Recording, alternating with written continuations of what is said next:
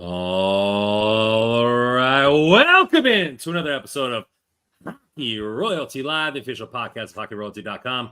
Today we are back, baby. Hockey Royalty's talking about yo LA Kings. We're getting here with the real deal, Akil, playoff predictions. Hey, Quentin Byfield's been a little silent. We're getting into that as well. So get in the chat, like and subscribe. Hey, don't forget the seat at the round table. You know what to do. Let's go.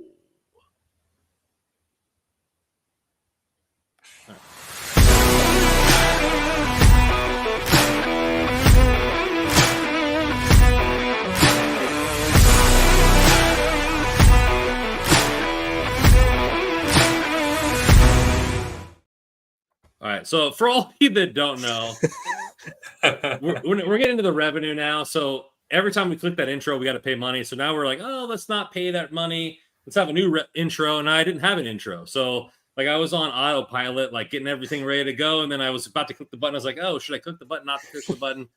Who cares? Let's just pay that few cents to whoever made that little intro. Welcome in. All right, boys, let's go. How you guys doing? Doing good. How you doing, Joe? Good. Hot off the vacation, which went really well. And I don't know about you. So you wouldn't have been Russ. I don't know about you, ran in like the eclipse. So we were in totality. Where I was in it. You know, I was in you were totality. In it. Yeah. So hopefully it was better for you weather-wise. Because it was over 1.5 million more people in the Metroplex just for the eclipse. Yeah. We had just clouds. I mean, typical Rochester spring weather, just clouds. It was, but I'm telling you, I don't know if either of you've ever, if you even partook in it, Randy, but like for it to go nighttime, midnight, dark, and then back to light again in a matter of minutes, fascinating. Like I had not experienced that before. I was blown away. It was really cool. Yeah, I was working, but we all a couple of people had glasses and everything like that. So we were outside and looking at it, and it was just like darkness. And then before that, 5 minutes before that, all the lights that are supposed to come on at night because of solar, they didn't have enough solar, so they all kicked on. So all the night lights were on in the entire dealership, and it was crazy. And you know, we were right there, and like I said, Dallas had over 1 million people travel there just for the 2 minutes. Oh, yeah. The solar eclipse. And so we, in Fort Worth, I think we were 98.5% totality. So it wasn't as dark as Dallas, but it was still crazy, dude. It was just boom, pink, and then it was just darkness. And then so cool. It was rad. It was rad. It did suck that, you know, again, because we had so many freaking clouds, like we couldn't see the sun or the moon. So that took away from it a little bit, but still really cool. We got perfectly lucky. It was like clouds, right until the peak, and then it opened up, and then we got to see it, and then clouds again. Like it was just perfect timing. If anybody wants to see what it was like in totality, Dallas Sites 101 is an Instagram handle. It's mainly about Dallas events, but they did a time lapse of the eclipse, which was pretty cool. So yeah, good stuff. Russ, you were stuck in traffic, man. That's why we're an hour late. You doing all right, man? Everything good? Yeah, I was stuck in traffic for a little while, so I appreciate everybody that is in the YouTube here with us an hour later, a little maybe late night hockey royalty. I didn't get any of the clips out here in LA. We didn't. There's no like light change or anything. I mean, we could kind of see like a little glimmer of it. I was actually at the Kings practice when it was going on, and they had glasses outside, so I was able to go outside, catch a look. It was really cool. It's cool. It's a cool thing to see. But it's like I would have loved to experience just like going like completely so cool. dark, and then that would have been probably a little bit better to experience. But it's still overall pretty cool experience. Speaking of things that you shouldn't stare directly into is Kevin Fiala, and his shirts are $30 right now. Size small to 2XL. You can get the more Kev combo for $45. All orders to contact@hockeyroyalty.com. Let's get into your podcast tonight because us boys are buzzing about the playoffs, getting ready to go. We're ready to go for a third defeat here in the playoffs. I think everybody's worried about what's going on. Is the Ducks' loss evident of that? Right? I mean, everybody gave up hope because we were playing the Stars, and now Edmonton's like, okay, well, Edmonton 3, we kind of got their number. You got Draisaitl kind of throwing up a stink about his contract and all this kind of stuff. Can we sneak in there and get a little win there? Is this team evident of the Ducks' loss, or is Kings just ebb and flow based on since January 1 their rest? I'm watching that game, and dude, first of all, the building was just electric. I mean, the amount of Kings fans that were there, I don't want to be too biased and say that it was overwhelmingly Kings fans, but it certainly sounded like it by the just being inside. I mean, so like you had the "Go Kings, Go" chants going like right away. Like as soon as the game started, that first shift from the Deneau line, I was thinking to myself, "Oh, okay, this is probably how the game's going to go." They just pretty much just took over and did whatever they like. Victor Arvidsson was literally doing whatever he wanted within the first like 30, 45 seconds on the ice, and they just had the puck in the offensive zone for the entire time. So I'm thinking like, okay, well, how the rest of the game's going to go, it should just kind of be kind of. I'm thinking like, I'm sure the players probably like on the Kings felt the same way, and then you had the Akil Thomas goals that get scored. Like this is what it's going to continue, but then after that, it was pretty much all Anaheim Ducks, and I kind of wonder like, did the Ducks kind of also feed off the energy from the crowd? Because like if you think about it, like Kings and Ducks are, I mean, know everything that's been going on with the Kings and Oilers and everything like that rivalry, but Kings and Ducks, I know you guys aren't out here in Southern California, but that's pretty much the number one rival here for all Kings fans. So Ducks players were definitely up for that game. Like you can just tell, like they're a young team. They have really nothing to play for. This is pretty much like they have 4 games left in their regular season. So this is really all they got. So for them to be in a barn where the crowd's giving off the energy that they're giving, I'm sure they fed off of it, and they gave out. I was listening to Leo Carlson after the game. He said like that was one of the better games that they had played all year, and it certainly seemed like it. So for it, like just kind of answer your question, like is it evident? Like, am I disappointed? And this kind of looks like this Kings team that we're going to expect in the playoff. I wasn't really disappointed at all in that fact. I was more disappointed that, yeah, I'm upset that they lost the game, but I think people got a little bit more upset. The fact, like, would you have been that upset if they had already clinched a playoff spot?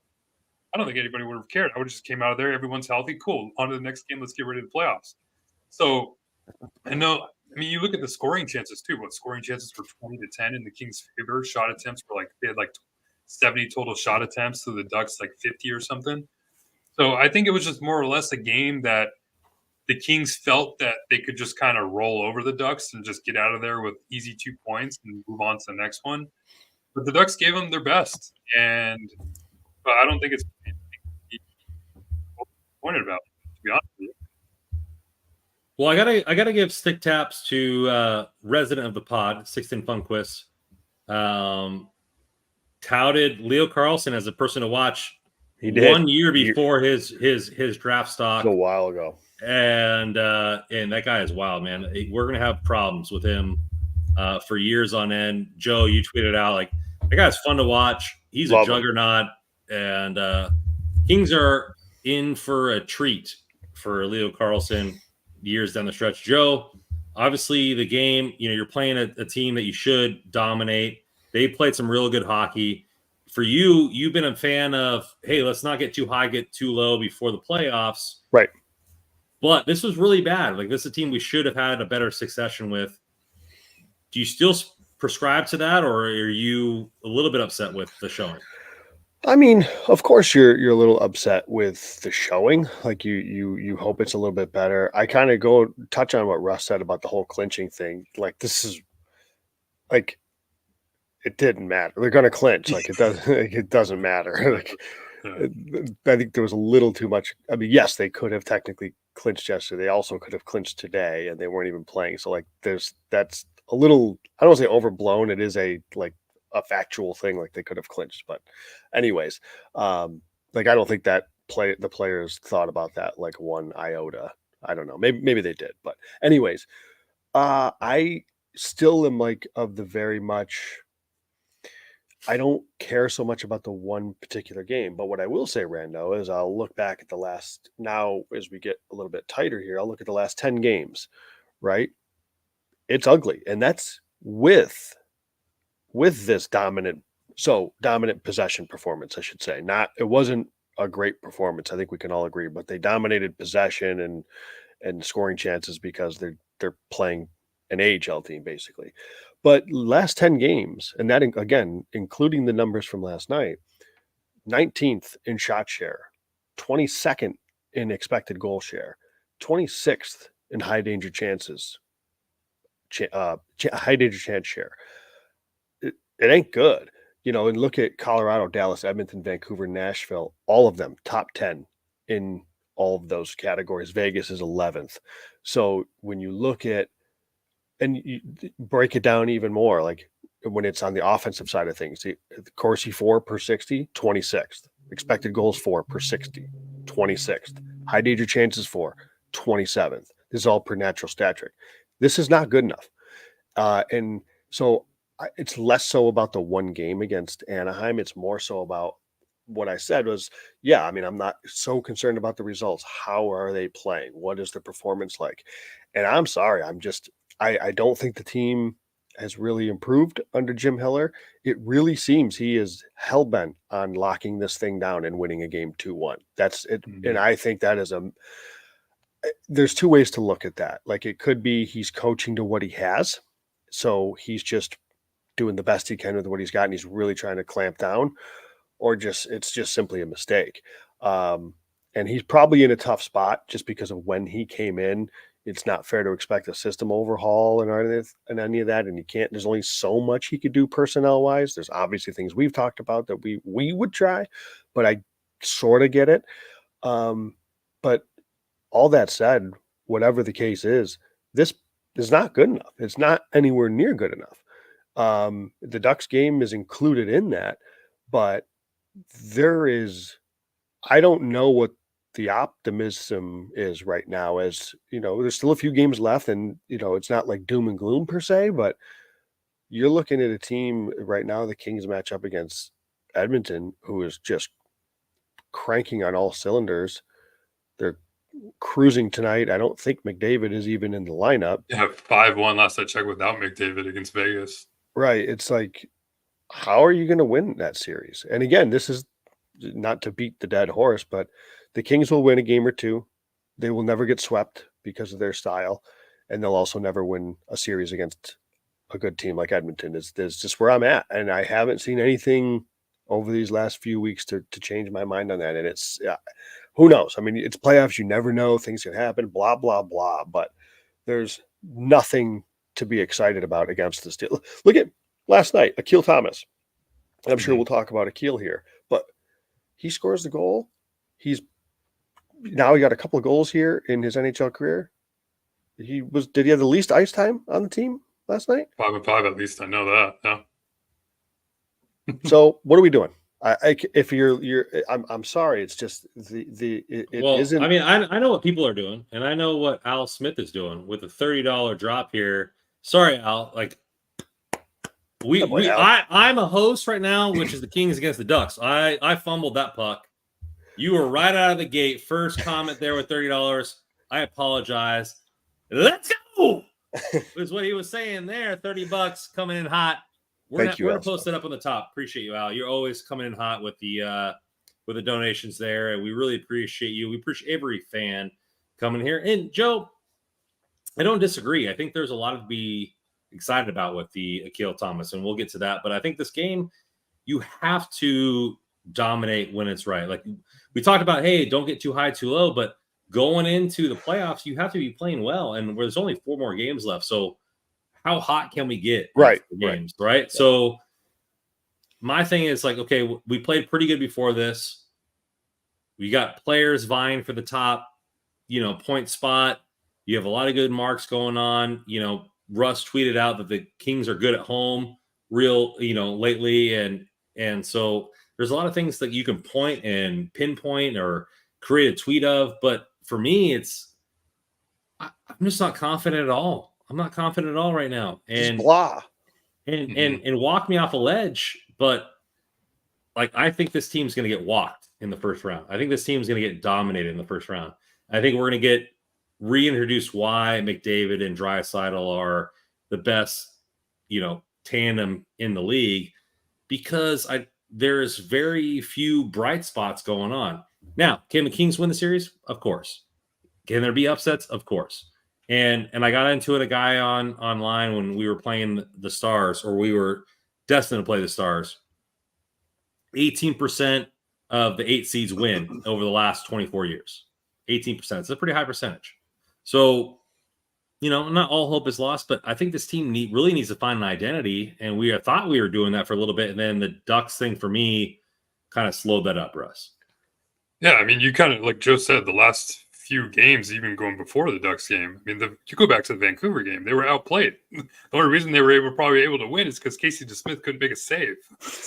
So it's like, I don't know. This is the Kings. This is what they've been pretty much since January, right? They have decided that they're going to try to win or play a defensive game, which I don't really agree with. I think they're a skilled enough team where they could run with some of these teams. But yeah, for some reason, Hiller thinks that they're going to have to roll into the 1-3-1 every chance they get. And I know a lot of people are upset that they're rolling into it when they were down by 2 in the third period. And I guess that, I don't blame them. That's like one of the main gripes that we have about that. They're so adherent to the system that it's almost to a fault. And it hurts them and it hurts the skill. And I think just like last game, I think you saw the fourth line was the best line for the Kings, the Lizotte, Lewis, and Thomas line. And it makes all the sense in the world if you think about it, because the Kings, like most of these players are pretty much locked ahead to the playoffs. They're looking forward to the playoffs. They're trying not to get hurt, which, yeah, you should be. And so you have like your 3 forwards who don't really rely too much on their skill set to be productive. They rely on their work ethic and their energy to bring production. That's what happened. Is you saw Lizotte, Lewis, Thomas score goals and be that energizer line for the Kings, because the rest of the team just kind of felt like they could take a day off. It's going to hurt you. So, I mean, like, the thing is, too, is like, that's why I say I don't really get too down on this. And even probably the next few games, like if they put in more clunkers like this, we're just kind of waiting to game 1 of the playoffs, because we know what this team can be if they play to their potential, but we've pretty much seen what they are these last couple months or so. So it's just really just kind of pray at this point that you get a decent matchup, that you don't play either the Stars or the Edmonton Oilers in the first round, and you can steal a game or two, and Cam Talbot plays on his head. So I don't know. The optimistic case too is like, I think you were right earlier, Russ, when you're talking about how the first few shifts started off well, then they get up 1-0. You can kind of say, okay, well, it's 1-0 already. It's Anaheim, and they kind of sink into this little bit of a lull. I mean, that's not going to happen in playoffs. Like these guys, it's going to be another gear. So what the gear that we saw against Anaheim is not the gear that we're going to see April 20th against, assuming it'll be. But do you want that from a playoff team? No. You want them to come in and dominate, like. You do, but there's also something to that, because you got to look, like, think about like the way that Akil Thomas' goal was scored. Like, what did he do?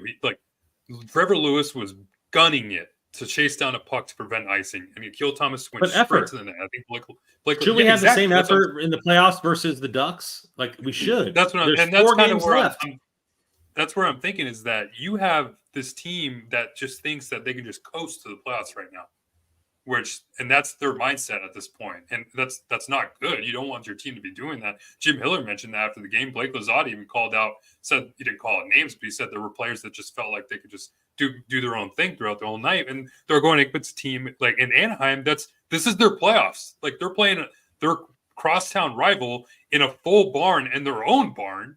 So they're going to give as much energy as they can and effort. And that's kind of what we saw last game. But that's why, like, I still don't get too disappointed over a loss like that. Like, I'm more looking at, like, I'm with Joe. Like, you look at it as more as a whole. Like, I was pissed off after the Jets game. Like, that was the game that pissed me off, because, I mean, that road trip in its entirety too. Like, that was a road trip where you can kind of show, like, okay, we can compete with the big boys, because they're going to be bringing it too. They're going to be competing for home ice advantage and divisional spots too. So like after that road trip, like I know what to expect in the playoffs. Like my confidence level is not we're high not at all. We're not a top team holding it down. We're not a top team saying, "Hey, we got the first seed clinched." Like this is a game we can make a statement and knock it out. Like you're saying, like, oh, like yeah, it's Anaheim, and we're not getting it up for this and that. And I think that's BS. I think that's total BS. I think the team could have came in and capitalized off the Akil Thomas thing. I think the Akil Thomas line 100%. And that fourth line was a statement because it was finally some juice. Like that, like we've been knocking Trevor Lewis all year. That line had juice. Trevor Lewis looked good. Akil Thomas looked good. He got 2 goals in 3 games. Like that whole thing could have been a catalyst for this team to perform, and we just laid a duck, pun intended, because we don't want to get up for a bottom feeder. Like that makes no sense. Like you're an apex predator. You don't lay down for a sheep. Like we should have went in there and took care of business. We started out hot, we got a goal, and then we just laid down, and it's total BS. I don't prescribe to that. There's no excuse. No, there's no excuse for that performance. Absolutely. That's just where this team's mindset is right now, and they have to refocus these last few games. You can't all of a sudden just lose any momentum, because there were some momentum that they gained after the win against the Kraken and the win against Vancouver. I'm not going to say they got lucky in taking those 2 victories, but I mean, this team's mindset is based on the playoffs. That's probably where the fan base mindset should. That's where my mindset is at right now, because that's where they should be focused. Like this team, we've talked about it all year. This team was built for Game 83. Who cares what they do in the regular season? This is what they've gone to the playoffs now. This will probably be 99% be 3 consecutive seasons that they've gone to the playoffs, and they just don't want it to be 3 consecutive seasons of first round exits. So that's where the mindset is at. So, I mean, that's why it is disappointing that they got this loss, but it's not going to just change my whole frame of mind how I expect this team to perform come game 1 in the playoffs. You know who's performing? It's King's Rule right here with a $30 donation. Hell yeah. Way to go, Al. I'll match you guys. They deserve probably more. Thank you, King's Rule, for appreciate showing that up and giving that donation. You guys are the best here, and we have the best fans in the biz when it comes to King's podcasters. Thank you guys for showing up every week. I know we disappointed you guys last week. You know, we needed a little break because we're gonna be going every game when the playoff comes in. We need a little break, so appreciate you guys coming in. Joe, not too high, not too low. We've been talking about it. Mm-hmm. How do you feel going after this game? Do you feel like there's some bright spots to the team to carry into the playoffs? I think the power play is going okay. Feel as long as they're healthy. I think depth wise, they're as good as they're going to be. Let's go with that. The power play. Power play has been great. Yeah. Right. So we were bottom feeders in the power play. Everybody's like, hey, we can't compete. The Edmonton's going to give you penalties. They're going to give you those back of the knee, hip checks, all this kind of stuff like that. The power plays look a lot better, especially with Victor Arvidsson. Mm-hmm. And now we've had multiple weeks with that. Joe, you've been a big proponent of having that right shot. Obviously, Gabe Velarde, the Voldemort of the LA Kings, is no longer with us, but Arvidsson has stepped in real big. How do you feel the power play has been, and can we capitalize on those penalties come playoffs? I think so, and I think we've started to see it too. But Arvidsson just brings a different element, like just the option to have a player, not just any right shot player, but a right shot player that is a really good playmaker in his own right, and able to. You just see the passing lanes that it opens up, and the ability to move the puck down low to him behind the goal line. It just forces the killers to have to shift ever so slightly, and that just was never anything that the Killers ever had to worry about, because there was no option down there, no realistic option down there. But you go down to him, and now he's able to make a play either to the bumper, or he can go across to the low of the other circle where Kempe is. So it just opens up more options. So I think it's really good, and I think that it has improved, and I think that is one reason for optimism is the power play has been good. I know it'd probably be easy to say the special teams, but I'm not. Just recently they gave they've given up a bunch of shorthanded goals lately, I think, to opposing teams' power plays. And I don't care how good the key PK has been bad. The PP has been good. Right. What I'm getting at is I know the overall special teams is probably looked at as a positive because of how good the PK was all season. But A, I don't think it's been as good recently, and B, I don't care how good the penalty kill is. If you go to the box against Edmonton, you're in trouble. So I don't. That's not something to really hang your hat on. But the power play, Randon, I think if they get opportunities, which to your point, I think they will. Edmonton's a team that takes some penalties that I think they can take advantage of that, and they're going to have to, because I just listed off their 5-on-5 numbers, and I bet if I did that and looked out in Jim Hiller's tenure, their 5-on-5 numbers are pretty bad in terms of their expected goal share and shot share. So 5-on-5, Edmonton is probably going to control play just about every game. So you're going to need some saves. You're going to need some, to score when you get your opportunities at 5-on-5, and you're going to have really good special teams. So they're going to have to score on the power play. Yeah. So Russ, last year we were around 17%. Lately, since January 1st, we're up near 25%. Obviously, the special team is going to make a big difference. Edmonton's not 33%, like they were historically last year. Can we counterpunch? The Kings are the counterpunch team. They want to take a little blow, give a little blow. Can we counterpunch the Edmonton Oilers and sneak out a few victories that way? Yeah, absolutely. I think the power play is something that they're going to have to rely on almost. They're probably going to have to win games by the special teams. But the only thing, I think I'm just more concerned with the penalty kill lately, because it seems like teams have kind of caught on to what the Kings are trying to do. If you watch the Kings penalty kill, their main strategy is to give the goalie one-on-one with the shooter or whoever has the puck. And that's specifically more down low. If you notice, whenever there's a puck carrier who has the puck down low, they're giving him all the space in the world. They're saying, hey, try to beat the goalie right there, jam it in, do whatever you can. And it's kind of hurting them a little bit. It didn't really hurt them too much in the early parts of the season, because I feel like teams were just not really taking advantage of that situation. But you saw what was that game in Edmonton where McDavid had the puck down low. Yep. He kind of started to go toward the front a little bit, and then he found Bouchard, who was creeping in, and Bouchard just let one go. And that same thing, I think, happened in Calgary the next night, where I forget who was down low, but the same exact play. Then you had Weegar come down, creep down. And who's the tapping king this year? Hyman. Yeah, he's lurching. He's lurching down there.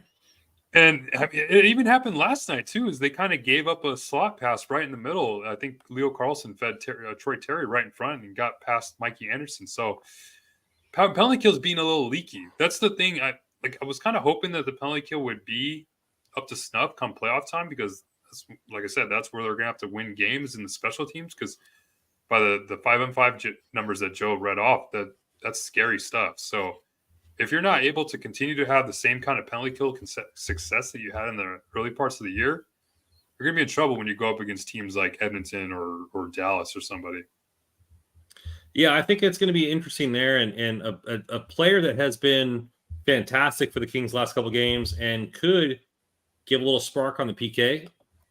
Real deal Akil coming in hot, getting called up. Congratulations to Akil Thomas for getting that little pub there. 2 goals in 3 games, and just playing solid, a bunch of energy. We all loved his game, and Kyle Garcia, resident rain expert for Hockey Royalty, has been pumping his tires all season with his play. Just a guy, a jack of all trades, master of none. If you want him to play defense, he can play defense. You want him to score, he can score. If you want him to take faceoffs, he can do that. He's just ready to go all times. Joe, what do you think about his game so far with the LA Kings, and can he be a spark plug for the fourth line come playoffs? He certainly can be. I'm a huge fan of his game, and Brandon, I think you know that. I know Russ, we were on with all the Kings men, who said, "Listen, I don't want to overhype Akil Thomas's call up, but this is a player. Like there's skill to his game too. He's got a release. He can shoot the puck. He's going to bring that ball of energy. So he absolutely can be, if he's allotted the opportunity to do so." And, we just talked about how he played a pretty good game last night. And if you look at the relative expected goals, he was number 1 per 60 on the team last night, and yet he had the least amount of ice time, or among the least amount of ice time. So yeah, he can be, but that doesn't mean he's going to get the opportunity to do so, because figure 2, where does Jim Hiller put Akil Thomas when you put him against a Carl Grunstrom, who's going to be making his way back? I don't know. I see Turcotte is playing tonight. Is that right? Rain, yeah. So is Turcotte somebody that would be playing in place of Akil Thomas? So I don't know. I mean, my answer is yeah, I'm playing him, but the player that I would take out isn't coming out, so it's a moot point.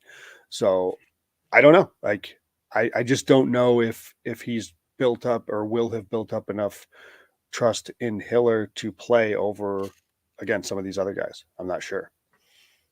I think what you look at that line is that he's wanting a line of consistent players, right? And Lewis is consistently mediocre. You have Lazat, who's consistently what he is. And so having Akil Thomas might be that type of player where you get some, the fourth line is going to be energy all the time. Whether it's skill or not, it's going to be energy all the time. And you can say the same thing for Grunstrom, and obviously you can say the same thing for Turcotte. Mm-hmm. But, where Turcotte comes in is rehab and all that kind of stuff, I wouldn't be surprised if you see Akil Thomas get a game or two. Game 1 or 2. Maybe. Getting plugged in there. Who knows where Grunstrom's at? Who knows where Turcotte's at? Mm-hmm. So I could see that there, and I wouldn't be mad at that. I mean, he's been playing very well, and you need that buzz. They're never going to take Lewis out. We've come to terms with that here on Hockey Royalty. So Russ, I mean, can he give the same type of excitement that a Grunstrom has? A very high shooter hitting, or is he more of an energy guy? Like, how do you view him on the fourth line? And are you okay with that come playoffs time for Akil Thomas? I don't want to sound like I'm hating on Akil, but to be honest with you, I'd probably favor Carl Grunstrom over, just based off experience in playoffs. Grunstrom's played well in the playoffs. He probably was one of the better forwards for the Kings last year against the Oilers. Mm-hmm. So if I have to choose between the two, like I'm just basing it like my fourth line would probably be Grunstrom, Lazat, and Akil Thomas if I had to choose. Yeah. But I think we've already made our point known about, or Jim Hiller's made his point known about Trevor Lewis. So, I mean, if you're making me choose between Grunstrom and Akil Thomas, like I'd probably still choose Grunstrom. But I mean, this doesn't take away from the fact of how great Akil's looked in his first few games. I mean, I thought last game, like I said, the fourth line was the best line for the Kings, and that was probably because of Akil Thomas's play. He was just all over the puck. He was playing like a centerman should be playing. Like, you want to see your center just gravitate, be that option for whoever the puck carrier is, and just be able to have that outlet pass to the next player. So I love what I'm seeing with Akil. I actually wonder too if Jim Hiller probably gravitates towards the 11-7 format too come playoff time, because it's something he's said countless times now that he likes the 11-7 format more than 12-6 right now with this team.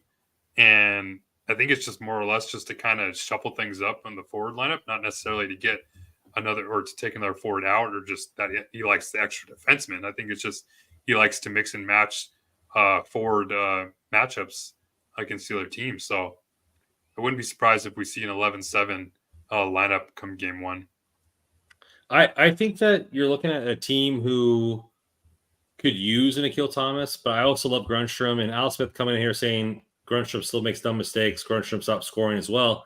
Yeah. I mean, he had a shot percentage over 10, and he led the team in hits. Like, he's a physical presence that the Kings don't have, and what we all like here at Hockey Royalty is physical with skill.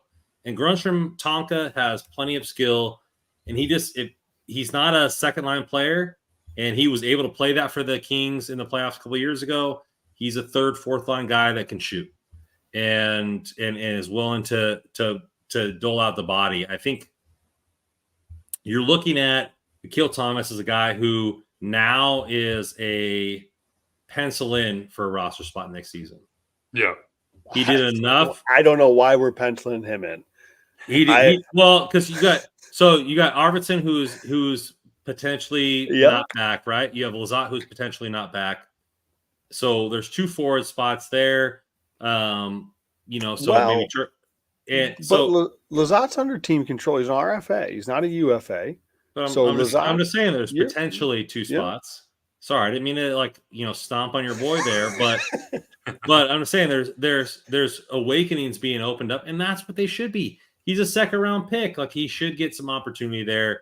And I'm glad he's making the most of his opportunity. To be clear, it's funny because the Bannerman had tweeted about how well he's making the team next year. And I said that's hilarious because I'm with you. I agree with that. What in this organization and under the current regime has suggested that that's going to happen in any historical context? LaFerriere was the exception this year, and let's be honest, if there wasn't the injury to Arvidsson and the early suspension to Kaliev, LaFerriere is not here. So that was an exception. There is nothing that this organization has shown that, because this was the year, and this is the frustrating part, and not to go on a mini rant here, but I guess I will. The frustrating part about the Trevor Lewis thing was it clogged a roster spot. You voluntarily brought in a 0 upside player. Now, he is a fine, defensive forward. Okay. For a team that is good defensively. Okay. I guess that's worth something.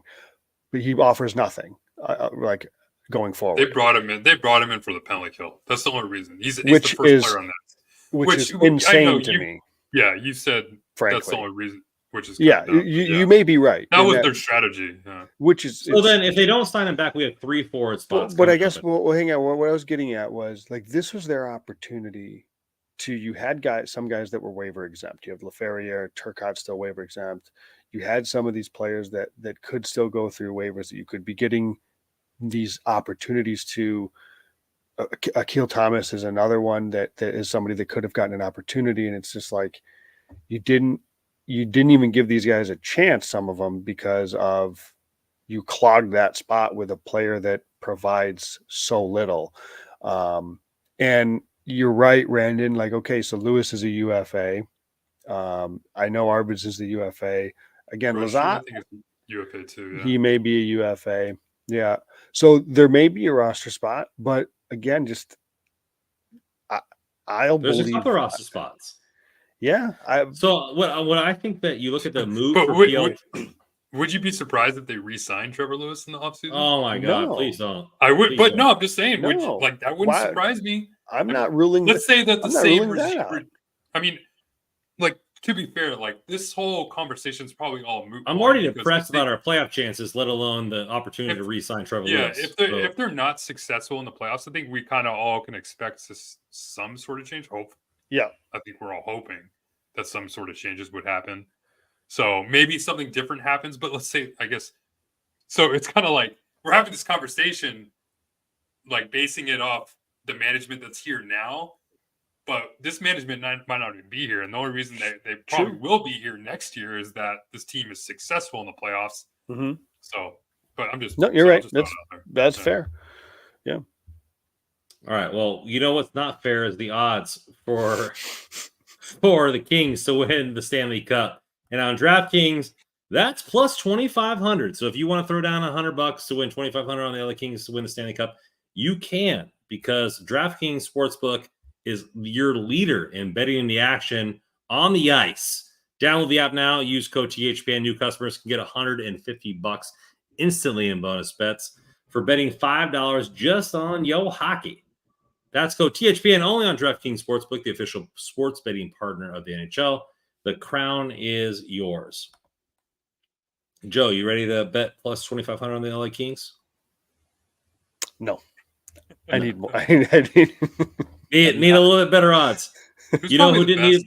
Who's probably the best odds? Probably I would think maybe is Dallas. I'll throw some out. Dallas has got to be pretty. No, favored. They're the most favored among. No, them, they're I not. would say. Yeah, no, they're not right now. No, I would probably think that Edmonton might be higher favored team than them. Colorado probably is number one. Nope. No. So Carolina has the best odds. Oh, Yeah. okay. Eastern. Sorry, I was thinking Western. Yeah, that makes sense. So 650. Panthers are 700. Avalanche 700. Edmonton Oilers 750. Yeah, Stars see, so 850 and Rangers 900. that's seven. That Edmonton. They're basing that off an easy first round matchup against the Kings. You know what's not been easy is Quentin Byfield here is been quiet Byfield for the last little bit. He's only got one goal in the last 27 games. Not really producing, but you know, he's exceeded our expectations for the season already. Yeah. But not playing well, and I think he can be a guy that can juice up this team and get them ready to go if he gets hot. Russ, that first line, Kempe is getting hot. Kopitar's playing well. They need that third trident spike to get where they need to go. What are you seeing from Byfield lately? I've seen the same Quentin Byfield I've seen all year, to be honest with you. He's just not scoring. And this is like we're doing the same thing we did last year, where we saw Quentin Byfield playing well. Anze Kopitar and Adrian Kempe were producing, and all the talk was Quentin Byfield can't score. And I hate it, to be honest with you. He's struggling a little bit, sure. So I don't think it needs to get to the point where we're like I'm seeing conversations where like, oh, we can't be signed. We can't give Quentin Byfield a long-term extension because look what he's been doing lately. Like that makes no sense. Like Brandon said, this is his breakout seasons now. He's exceeding everybody's expectations at this point. And so he's got over 50 points. A lot of people were just kind of hoping for 40, 45.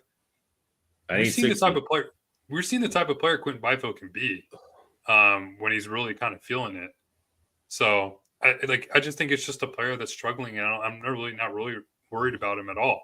I just hope that he can kind of get that confidence back. So come playoff time, because that's where we're going to need him the most. So I just hope that he can find that confidence. Yeah, I mean, I'm not worried. I'll agree there. I will say I don't know. I don't know that he's played quite as well as he did at the start. But his line mates are going. And I think that this has been a good year for a lot of reasons. And one of those is health, right? He was a player that has missed time in the past, and you know, knock on wood, he has not had to do that this year. So this is a length. It's a significant amount of games that he's logging this year. You know, we talked about how Hiller was ramping up his ice time. So who knows? It could be just a situation where he's hitting a little bit of fatigue. I don't have any idea if he's probably something he's dealing with. Who's not dealing with something nagging at this point in the season? So I don't know about that, but he's not a player I'm worried about for the future by any means. I do hope that he can find that next gear come playoff time and be that somebody that's a little bit more of an X factor offensively. But that's what I'm talking about, Joe. I think Holden comes in here and says, I disagree. Byfield is not playing the same at all. He hasn't been horrible, but he's been pretty invisible lately. And I think he needs to be visible come playoffs. Like he is an X factor for me. Statement. He needs an X factor for me that in whatever team we play, he needs to be a dominant player. And he was for the most of the season, where he was the best player on the ice. And like he said, it could be ice time. It could be, hey, him ramping it up. It could be a lull because players go through lulls. So I don't know what it is, but I do know that if the Kings have any chance of making it out of the first round, it's because QB. Yeah, they're going to need the Quentin Byfield that they had early parts of the year. I guess in terms of just production based, come playoff time for them to be successful. Yeah, I'm not going to say that he's going to be the reason they're going to win, but that's why I wonder too. Like we talked about his ice time, how it's kind of crept up a little bit. So I do wonder if maybe fatigue has taken issue. You also think that he's not on the first power play unit anymore. He was the player that got replaced for Victor Arvidsson. So maybe he's losing a little bit of production from that. But like I said, I'm not really too worried. I'm still seeing this pretty much the same kind of player. I hopefully this doesn't hurt his confidence. Is that what I'm worried? That's what I'm worried about, is that this kind of lack of production will hurt his confidence, and then you see him kind of fall off in certain parts of his game.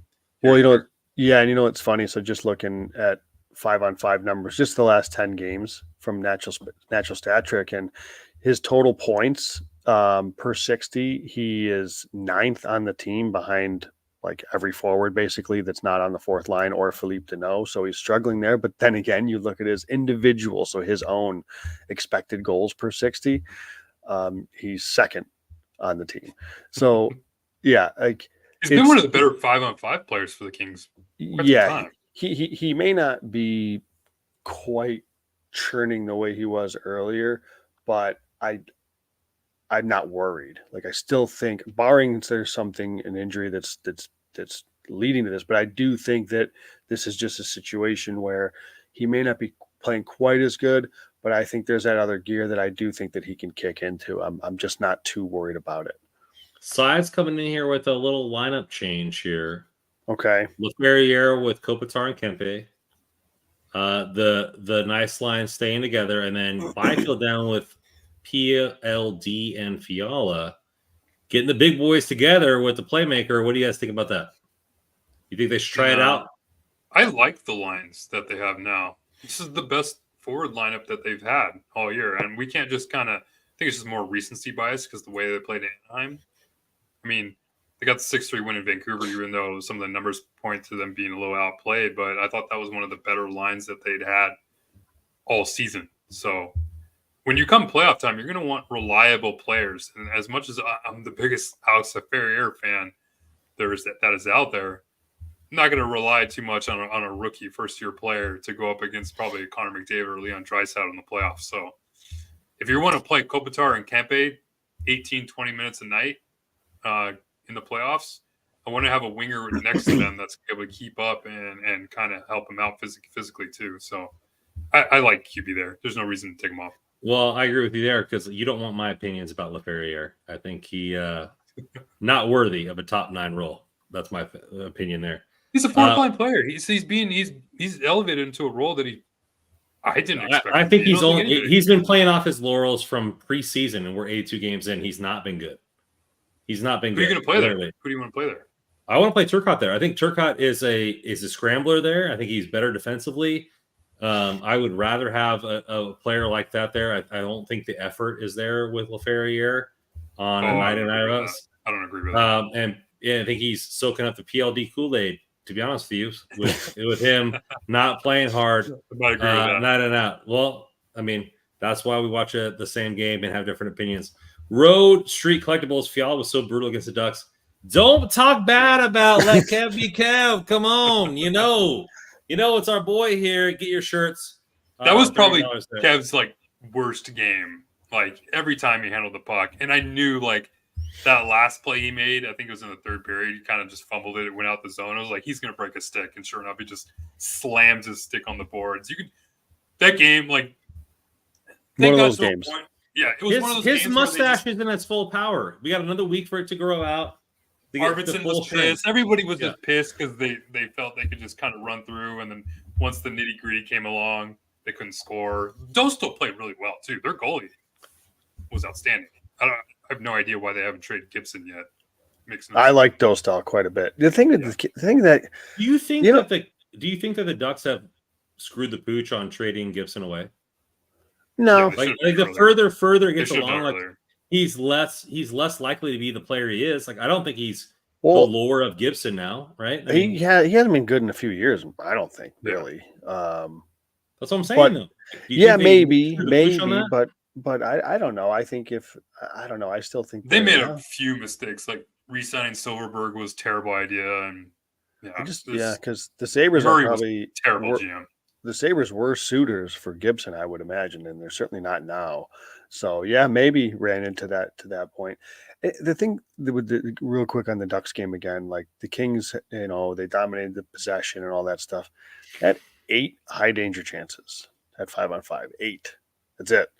I mean, so for what'd you say, Russ? 70 shot attempts, and 8 of them came from the slot. I don't know. That just. Yeah, I was listening to Hiller this morning talking after practice, and he talked about how they weren't willing to go to the front of the net at all. Makes a ton of sense. Like I said, like you have a team that's not willing to put in the effort really in a game that they expected to win. So that's points it out right there.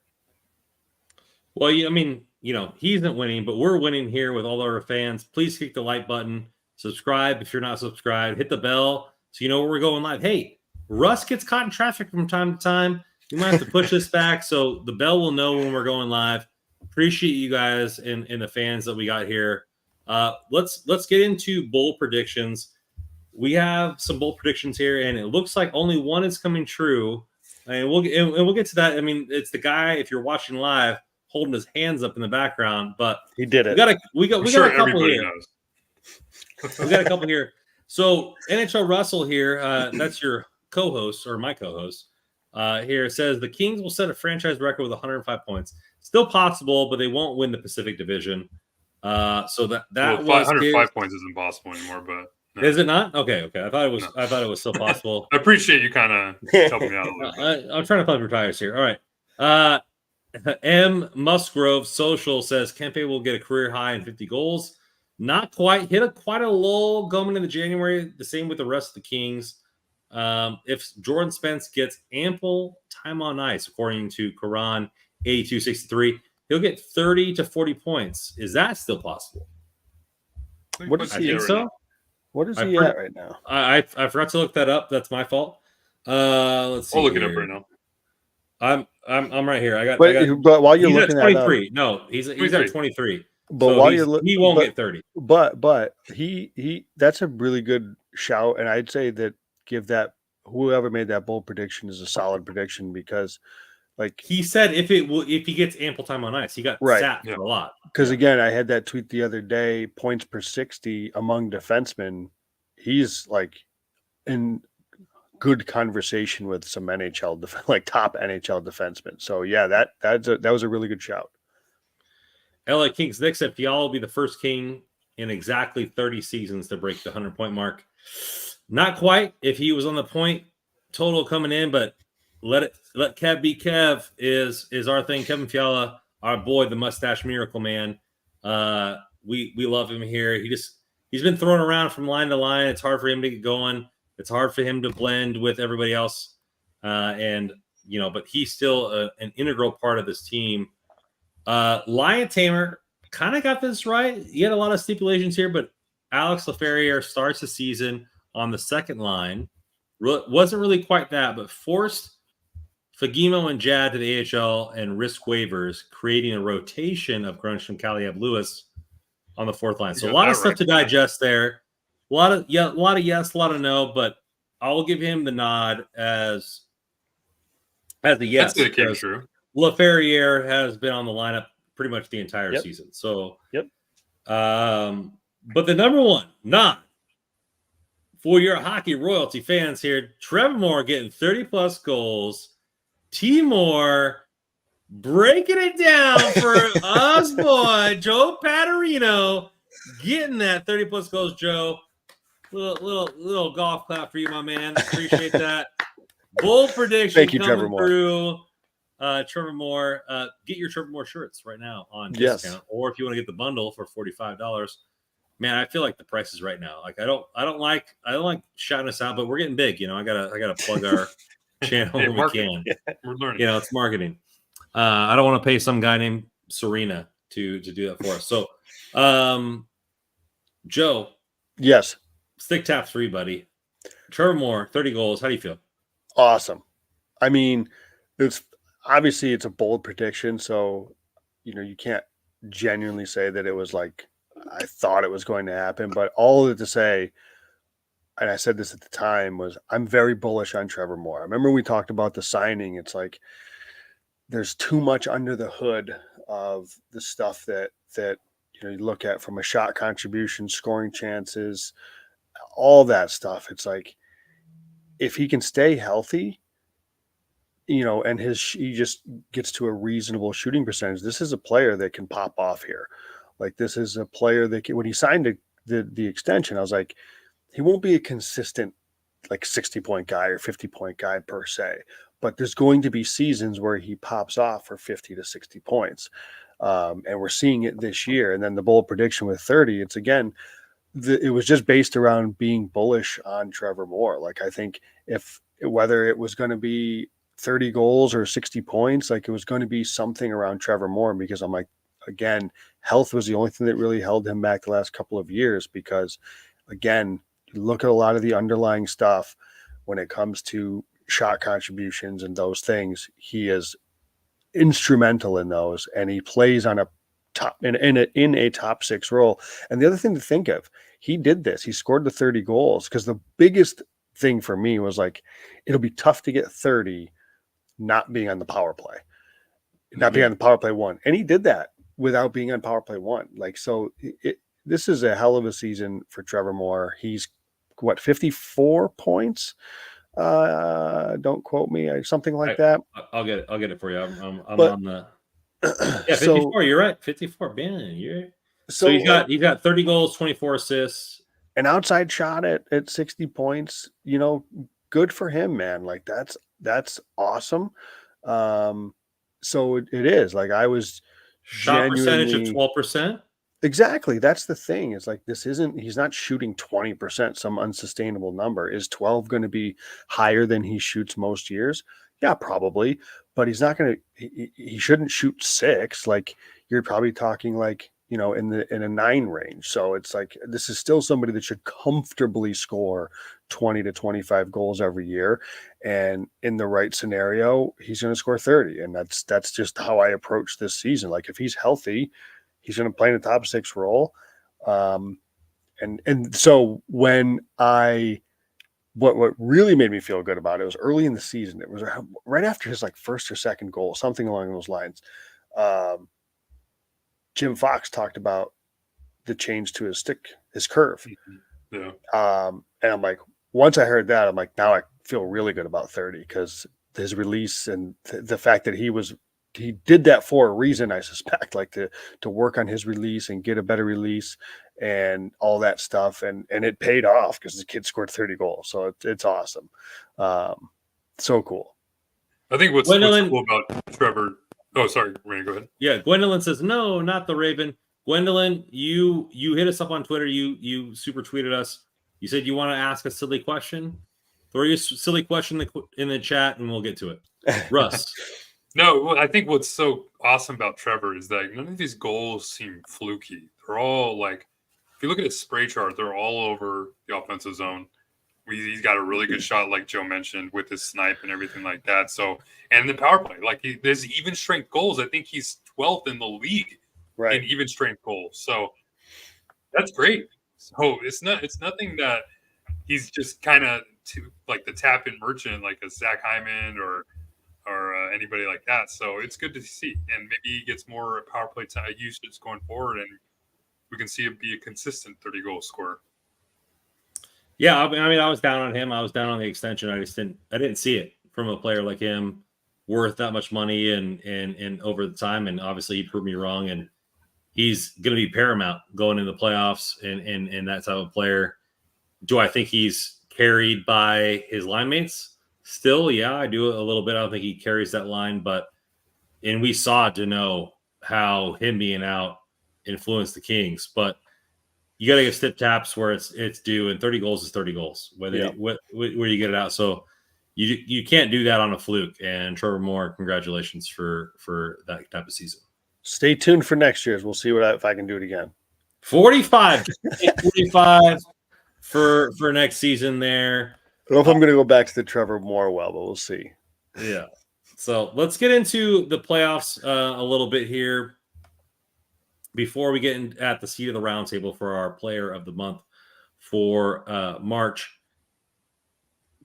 Is there any I wanted to ask this for both you guys. We're not 100% positive on this team. None of us are. Mm-hmm. Where is your positive mark for this team going forward in the playoffs, Russ? Like, is it a player? Is it a line? Is it a function of this team that gives you a reason to believe that we win a playoff round? Making me think here. I know. I think off the cuff. I'll say this, and I don't even want to say it, to be honest with you. I'm like How much wood do I have to knock on? If you say PLD, no, you're gonna make a lot of fans. I'm not gonna go that far. Not gonna go that far. But I mean, if you think about the last 2 years, like we've gone into the playoffs with the Kings where Drew Doughty was hurt the first year, Kevin Fiala was hurt the second year, Gabe Velarde was out.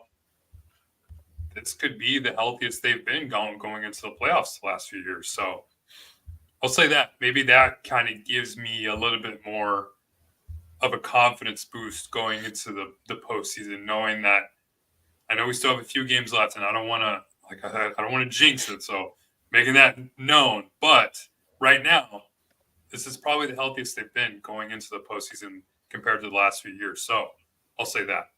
Kind of gives me a little bit more of a confidence going into the game one. Joe, what is your confidence booster going in the playoffs? I will agree with Russ on the health.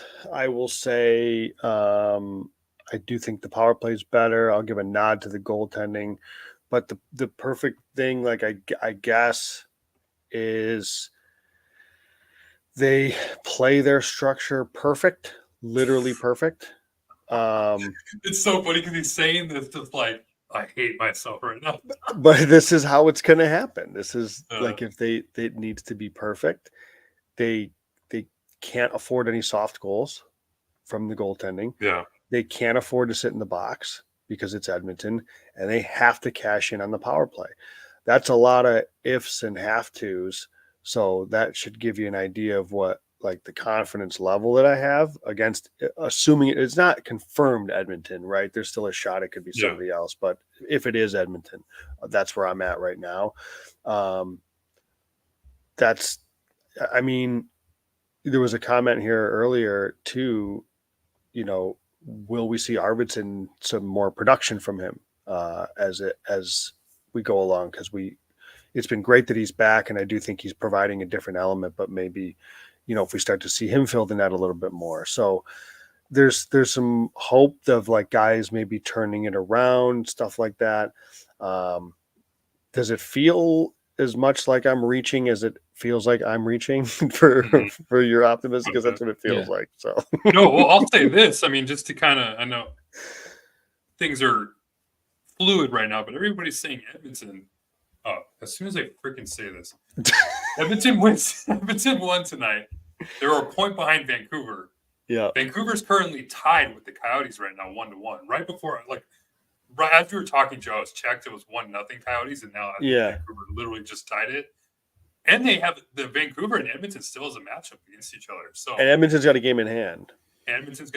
So I think after tonight, after the Coyotes Vancouver game's over, they all have a game in hand. But right now, they're a point behind in the standings, and they still have a matchup between each other. So there's still a legitimate chance it could be Vancouver. And you never want to pick and choose your opponents, but let's be real here. You want to pick Vancouver. You want to pick Vancouver. I mean, if it's Vancouver, your Kings are Stanley Cup champions. That's how I feel. Exactly. Let's get into the silly question from our fan here, Gwendolyn.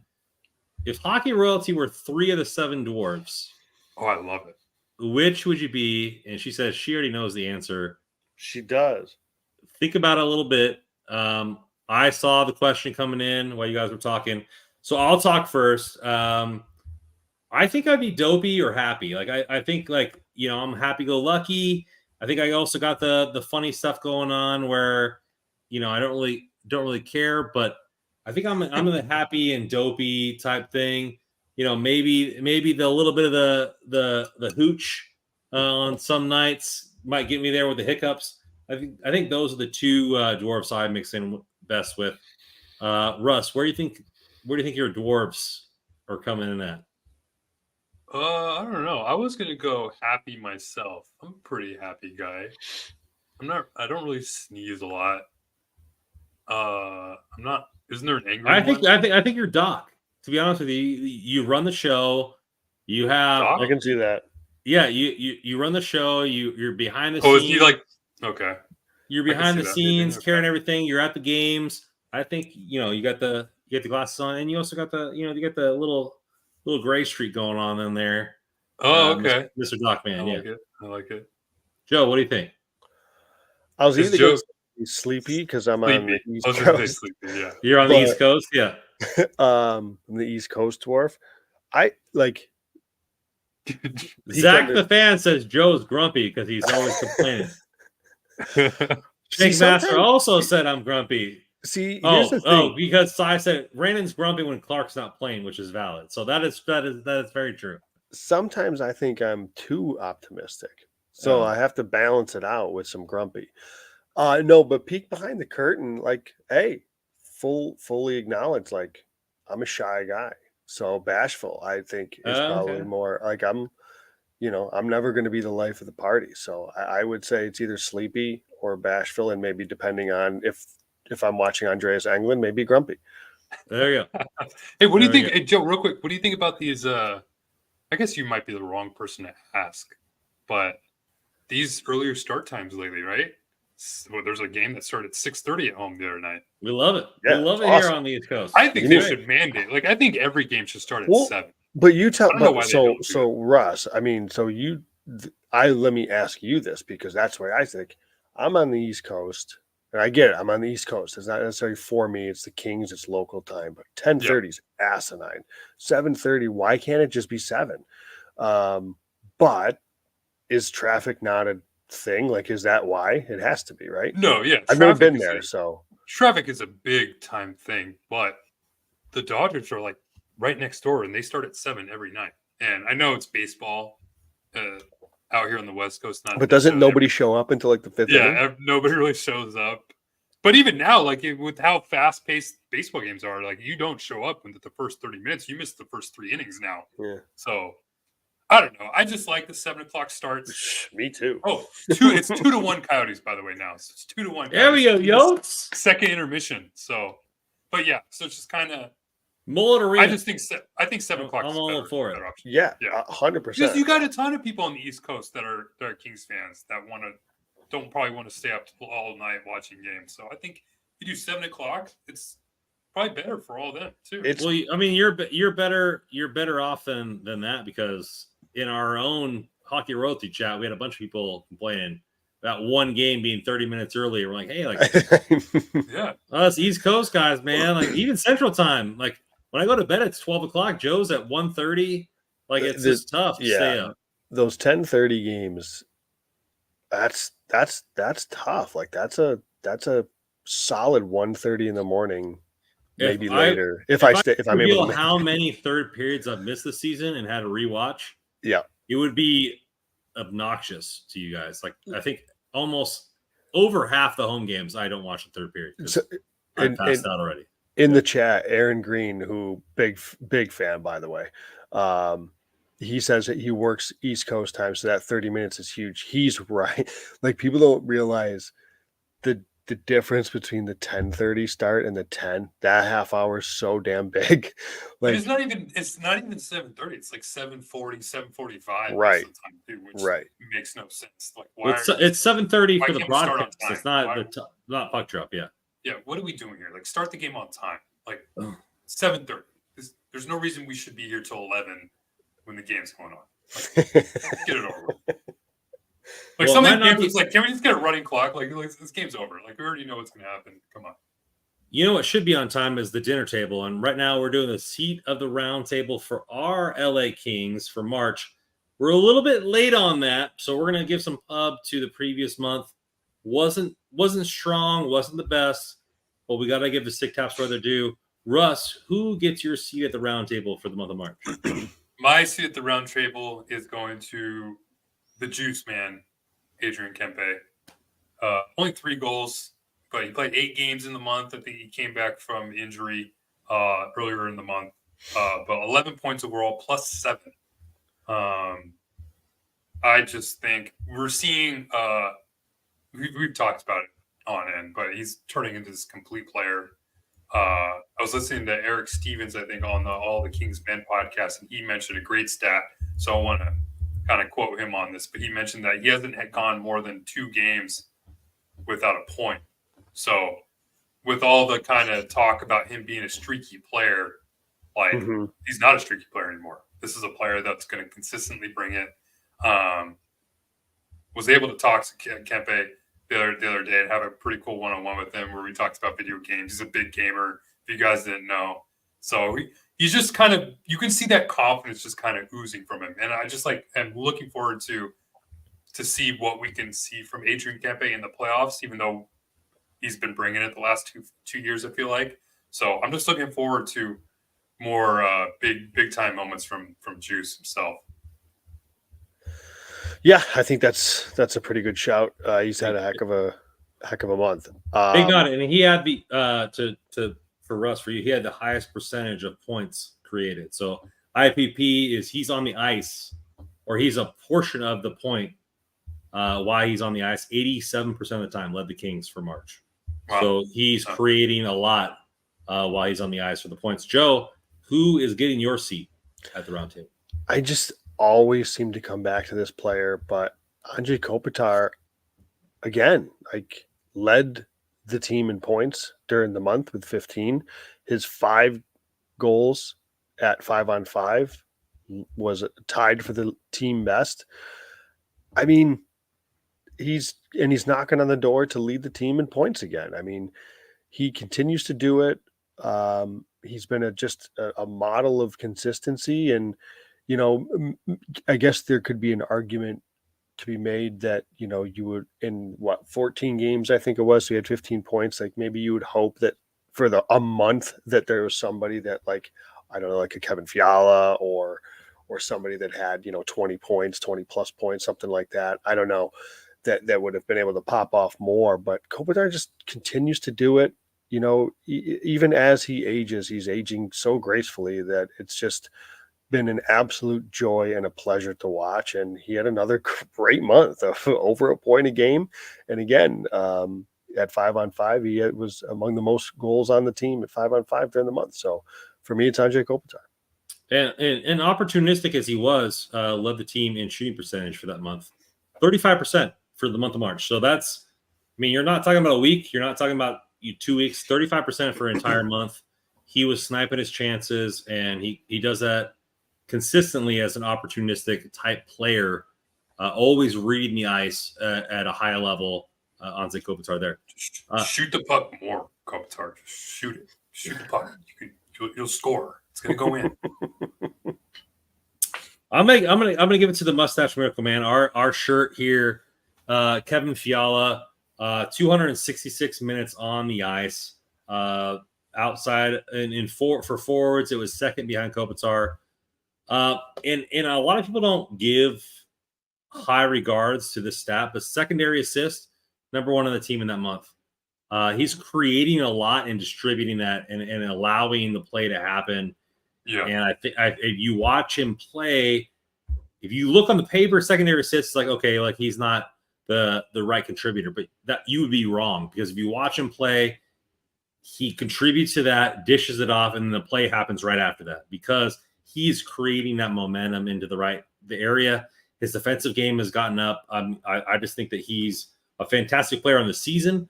But if you look at this month, which is what we're doing, 68% of the IPP, so well over the norm of the team, top 3 on the roster, 15% shooting.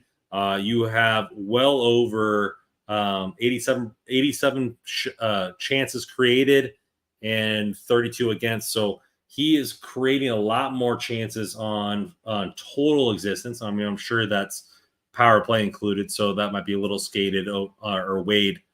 But man, people underestimate him and talk about Brock Faber getting 8 by 9.5 and all this kind. I don't give an F, because we won our part of the trade because Kevin Fiala is a fantastic player. I'm glad he's on this roster. I'm glad he enjoys hockey the way he does. He's fun to watch, and he's my seat at the round table for the month of March. I'm glad you made the shout out with the secondary assist, because you're spot on. I could think of just a handful of goals that have happened because he's opening up space for himself, drawing in defenders, and then finding the open man, which leads to a 2-on-1 in front of the net or something like that, which 2-on-1s most times the puck can go in. So yeah, he's the ultimate playmaker on this Kings team, and they're going to need him to step up in the postseason. Joe, obviously you've been on the Fiala train. Yeah. This trade, as Shank Master said, hockey trade, win-win. Now it is a hockey trade because Faber is doing it and doing well in Minnesota, but we definitely won our portion of that trade. It's one of the most annoying things that I've seen on people. They just write off Kevin Fiala as if he was like, it's just amazing. Like, and that's to take nothing away from Brock Faber, but like when you see, and I've commented on it before, it's just like the people are we not realizing how good Kevin Fiala is, and like they traded away. There was a first round pick and a highly rated prospect, of which the Kings dealt at the time from a position of strength with the amount of right shot D that they had. I mean, I just don't get why Minnesota is the only team that gets all this love in this deal. And, they made a good deal. Like, they weren't going to be able to re-sign him. They couldn't afford him, or whatever the case was going to be. They were going to move on, and they made a good trade. Like, they got a first, and they got Brock Faber in return. And it's a prospect that in his rookie season has had a great rookie season. But they also gave up a star. So I don't know. There's a lot of Wild fans out there that wish they had Kevin Fiala too. So I'm sure they wouldn't trade him for Faber, but I mean, a lot of their woes are because they don't have a playmaker like Fiala. Right. So right. I mean, right. For Fiala to be the point per game player, I mean, in his career with LA, with the system that they play, I mean, you think, what if Fiala was on Colorado? He'd be probably 90, 100-point player easily. So, yeah. I think the best playmaker on the team, easily. There we go. Well, what's not a playmaker, or what is a playmaker, is our shirts here. Hockey Royalties, new shirts. Let Kev be Kev. $30 size, small through 2XL. $45 for the more Kev combo. Contact at hockeyroyalty.com. Venmo at hockeyroyalty. Find all of our articles coming out here at hockeyroyalty.com. Follow us on all your social media here at Hockey Royalty or _ Royalty. Man, we're only a couple games away from the playoffs. This is where the muck meets the road, the boots meet the asphalt. Where we're gonna get going here in all those country terms that we talk about for adversity. But for those that have emailed, try DMing us the Hockey Royalty account, or DM me at NHL Russell, because I think we're having email trouble with the email. So DM at Hockey _Royalty, or DM me at NHL Russell on Twitter or X. Just throw it out. Just throw it out everywhere. Like, complain until somebody contacts you is if you want a shirt. So appreciate all of you guys in 50 plus, 60 plus all the time. Gwen, appreciate the phenomenal question there for the. She didn't tell us who we were though. She said she already knew. She already knew. Yeah. But I didn't see that. So we'll have to get there. So appreciate you guys, as always, on this podcast. Go Kings, go.